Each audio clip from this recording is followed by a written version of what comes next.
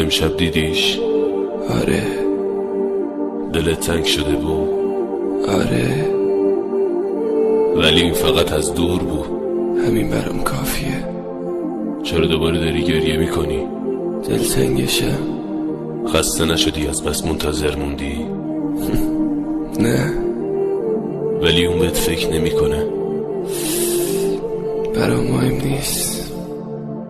تو حتی به عکسشم قانعی. چرا؟ نمیدونم. اون کنار یکی دیگه خوشه. خوشیش آرزومه. تو دیوونه ای. آره، دیوونه یا اون.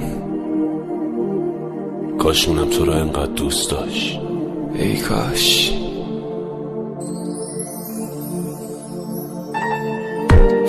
صدا تو بیار پایین. لایکی